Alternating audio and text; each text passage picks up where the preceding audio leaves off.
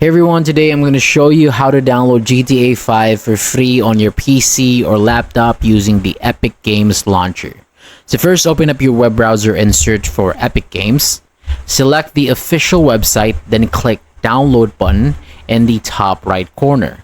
So this will download the Epic Games Launcher installer, and once the file finishes downloading, open it and keep the default installation folder or choose another location, then click install.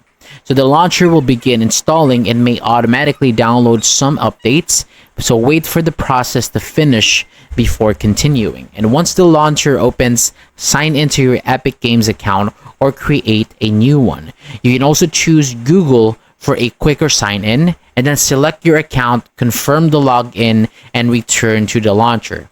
And after signing in, use the search bar at the top to look for GTA 5, and then open the game from the search results. And if it's already added to your account, click library from the menu on the left, and then find GTA 5 and select it.